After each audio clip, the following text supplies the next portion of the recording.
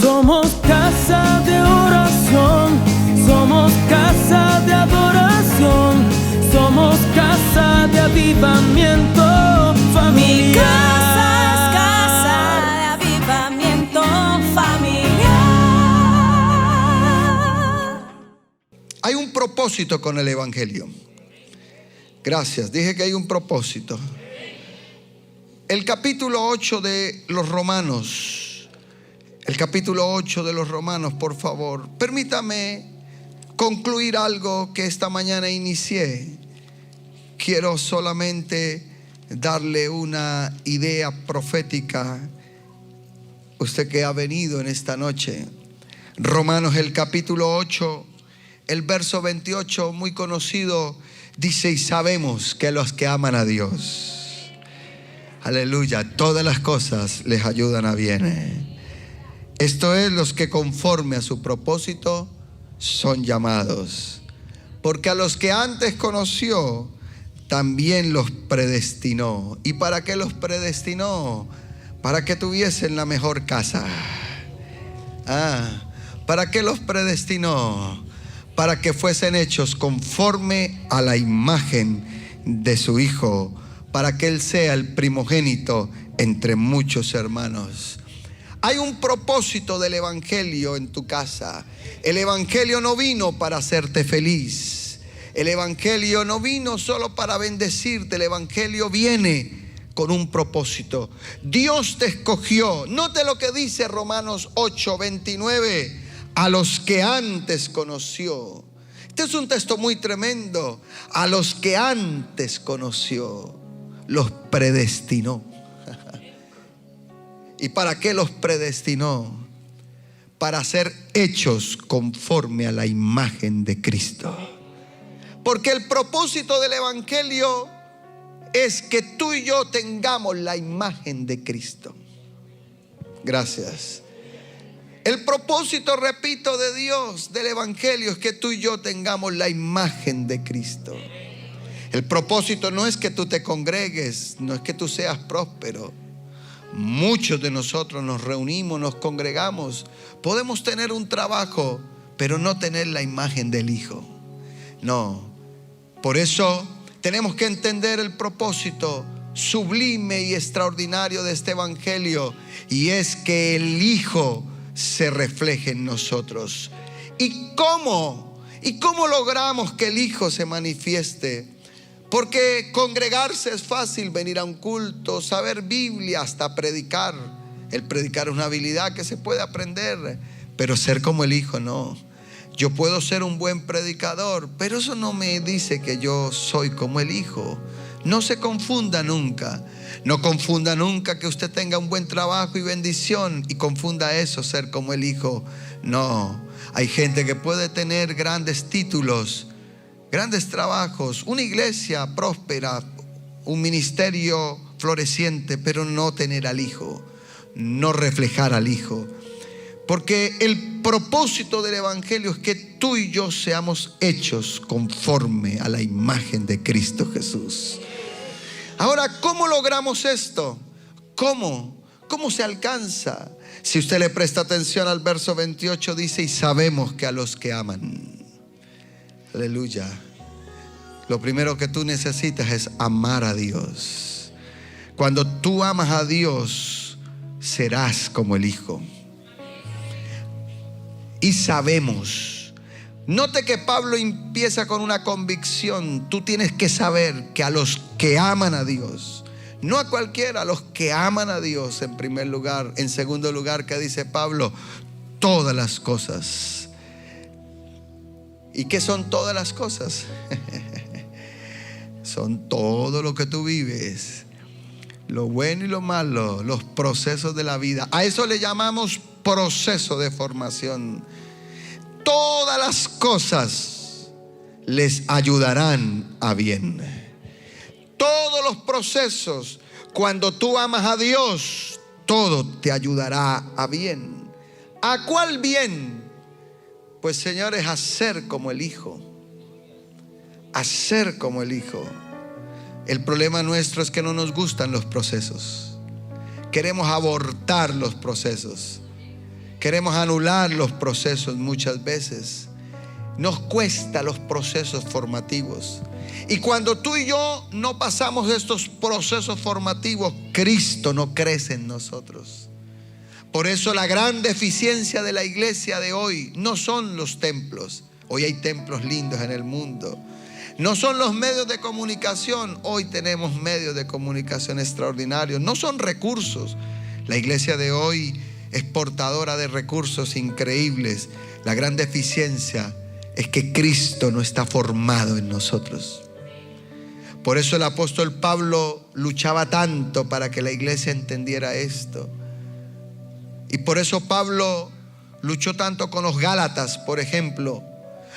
Pablo en los Gálatas tiene una expresión muy rica, una expresión pero también muy paternal, donde refleja el corazón del pastor de la iglesia, del fundador, cuando ve a su gente, a su iglesia de Galacia. Y Pablo ve una iglesia que tiene a lo mejor conocimiento, pero no tiene a Cristo formado. Y entonces Pablo dice en el capítulo 4, verso 19 de los Gálatas, una expresión que tú la has oído y la conoces. Gálatas 4:19, Pablo dice: hijitos míos, por quienes vuelvo a sufrir dolores de parto, hasta que Cristo sea formado en vosotros. ¿Cuáles eran los dolores que tenía Pablo? Note que Pablo no dice: yo tengo carga porque usted no es prosperado, porque usted no tiene trabajo. No. ¿Cuál era el dolor de Pablo? ¿Cuál era el dolor de Pablo? Ahora los hombres que estamos acá carecemos un poquito de poder interpretar bien este texto, pero las mujeres sí me pueden ayudar, sobre todo las mamás. Aunque hoy se le hacen un poquito más llevaderos los partos a las mujeres, pero en esa época yo he concluido que Pablo tuvo que haber experimentado, es decir, haber visto muchos procesos de parto. Y Pablo dijo: wow, ese es un dolor bravo. Es un dolor bravo, un dolor que los hombres no entendemos. Pero Pablo dijo: ese es el dolor, el mismo dolor que siente una madre que va a dar a luz un hijo. Ahora Pablo lo lleva al plano espiritual. Y note lo fuerte. Pablo dice: yo vuelvo a sufrir dolores porque Cristo no está formado. O sea, la iglesia de Galacia era una iglesia, tenía palabra, tenía todo, pero no tenía a Cristo. La gran crisis de hoy es que tenemos gente que ocupa muchos templos, pero no está Cristo formado. Pero vaya conmigo a Corintios, por favor, a la segunda carta a los Corintios. Segunda carta del apóstol Pablo a los Corintios. Permítame hablarle de algo más. ¿Cómo podemos que el Hijo se forme? ¿Cómo podemos alcanzar el propósito? El apóstol Pablo a los Corintios, en la segunda carta, en el capítulo 3, nos da un elemento importante. No solo es el amor y no solo es el proceso formativo. El apóstol Pablo, en la segunda carta a los Corintios, capítulo 3, verso 14. Mire lo que Pablo le dice a la iglesia. Pablo le viene hablando a la iglesia de Corintios del nuevo pacto. Somos ministros de un nuevo pacto. Estamos bajo un pacto de gloria. Estamos bajo algo glorioso. Pero ¿por qué no vemos? La pregunta es: ¿por qué no vemos el avivamiento? ¿Por qué no vemos el fluir de Dios? Entonces Pablo dice en el verso 14, y esto es importante que lo entendamos: pero el entendimiento de ellos. ¿Qué pasó con el entendimiento de ellos? Vamos, ayúdenme. ¿Qué fue lo que pasó con el entendimiento? Se embotó. Diga conmigo: se embotó. ¿Sé qué? ¿Sabe usted qué es embotar? ¿Qué es embotar?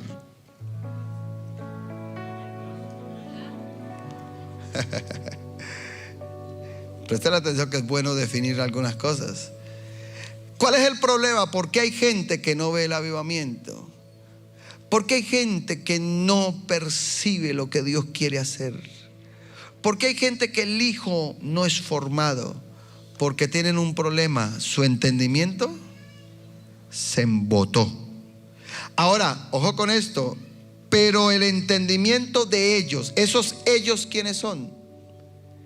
En el contexto de Pablo, en el contexto de Corintio, ¿de quién está hablando Pablo? Está hablando de Israel. Israel se embotó. Y se embotó porque no pudieron entender que Cristo era la respuesta de Dios para ellos. Y no pudieron entender el evangelio. Israel tuvo al mismo Mesías al frente de ellos y no lo vieron. ¿Cuál es la razón por la cual no pudieron percibirlo? Porque el entendimiento estaba embotado. Porque hasta el día de hoy, cuando leen el antiguo pacto, les queda el mismo velo. O sea que el embotar es como un velo no descubierto, el cual el único que lo puede quitar es Cristo Jesús. Pero hasta el día de hoy el pueblo judío tiene un embotamiento. Pero cuando yo leo este texto, así como el pueblo judío está embotado, déjeme decirle algo, mi hermano, a usted y a mí, aquí hay un peligro. Porque el entendimiento se nos puede embotar. Ahora definamos un poco más la palabra embotar. Porque la palabra embotar que usa Pablo es quitar la percepción o quitar la actividad de los sentidos. Cuando Pablo dice que el entendimiento se embotó, lo que Pablo está diciendo es que esta gente perdió la percepción espiritual. O en otras palabras, perdió la agudeza o perdió el filo. Cuando un cuchillo se embota, no corta nada. ¿Sabe que todos los que trabajan saben que las herramientas hay que estarlas afilando? Porque con el paso del tiempo pierden el filo y no sirven. ¿Alguien me está escuchando acá? Escúcheme. Con el paso del tiempo tu entendimiento y mi entendimiento pierde agudeza. Por eso hay que estarlo afilando. Oh, gracias. Dije que hay que estarlo afilando. Hay que estarlo afilando, señores.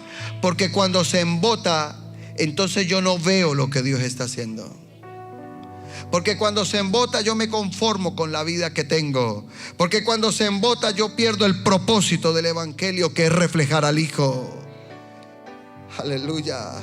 Pero entonces, pastor, ¿y qué es lo que le da filo a mi entendimiento? ¿Qué es lo que me mantiene con agudeza espiritual? Siga leyendo conmigo a Pablo para concluir. El verso 15 dice: y aún hasta el día de hoy, cuando se lee a Moisés, el velo está puesto sobre el corazón de ellos. Pero cuando se conviertan al Señor, el velo se quitará. Y entonces aquí aparece la herramienta clave para mantenernos conectados y afilados en lo que Dios quiere hacer. Verso 17: porque el Señor es el Espíritu, y donde está el Espíritu del Señor, allí hay libertad. Alguien alaba a Dios. Señores, lo tercero que manifiesta el Hijo es el Espíritu Santo. Y entonces, donde está el Espíritu del Señor, allí hay libertad. Ayúdeme a leer este verso 18, por favor. Es un verso extraordinario. Mire cómo concluye Pablo su disertación diciendo: por tanto, nosotros. Ahora ya no habla de Israel. Ahora, ¿quién le habla? Pablo. A la iglesia que no puede estar embotada. A la iglesia que no puede perder el filo, porque hay algo que Dios va a hacer y está haciendo. Y entonces, por tanto, nosotros todos, mirando a cara descubierta, como en un espejo, ¿qué estamos mirando? La gloria del Señor. Seremos transformados de gloria en gloria. ¿En quién? ¿La imagen de quién? De Cristo. Aleluya. En la imagen de Cristo, como por el Espíritu del Señor. Wow. Así que lo que hace que el Hijo crezca en ti y en mí es el Espíritu de Dios. Pero yo tengo que estar mirando la gloria de Dios. Y esto me parece extraordinario porque hay gloria de Dios para tu casa. Dije que hay gloria de Dios para tu casa. Entonces, en conclusión, el Evangelio no se hizo para el bienestar tuyo. El Evangelio se hizo para la transformación tuya. Por eso la palabra que usa Pablo es: seremos transformados de gloria en gloria. Tú y yo seremos transformados de gloria en gloria. Pero debemos verlo en comunión. Por eso el Espíritu Santo es clave para que tú y yo veamos la gloria. Ay, ay, ay. Alguien alaba a Dios esta noche. Colóquese en pie, por favor. Bendito sea el Señor.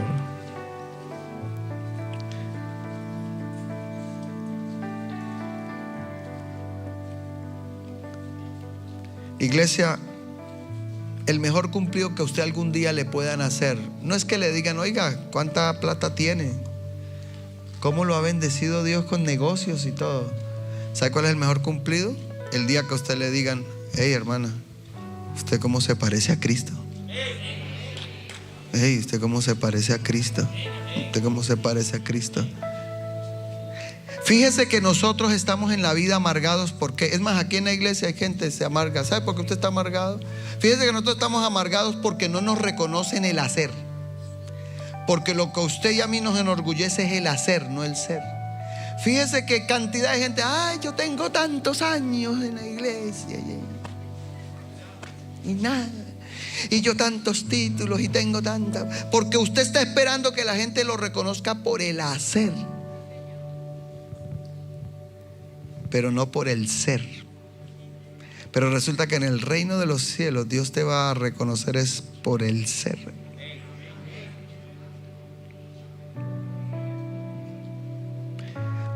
Por eso lo mejor que alguien pueda decir, te repito, es: oiga, ¿cómo se parece usted a Cristo? ¿Cómo se parece a Cristo?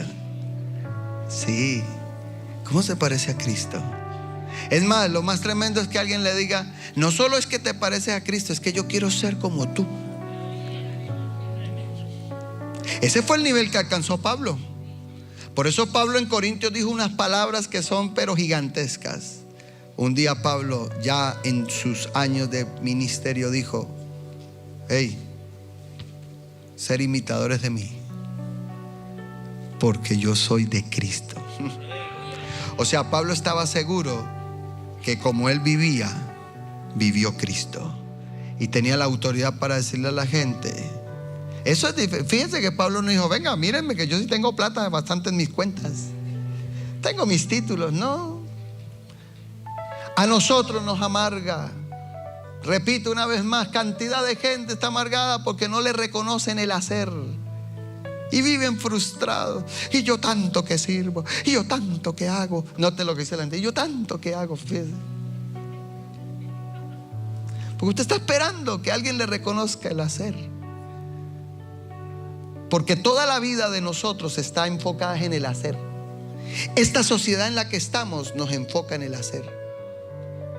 Y aún llegamos al Evangelio y esperamos que Dios nos bendiga nuestro hacer. Note que todas nuestras oraciones giran en torno al hacer. Yo estoy seguro que usted ayuna. Usted no ha ayunado para que Cristo se refleje en usted. Usted no ha ayunado. ¿Usted por qué ayuna? Señor, vamos, liberación. Señor, tráeme a la novia, tráeme a la esposa, la plata, el negocio. Note que todo eso es el hacer, no el ser.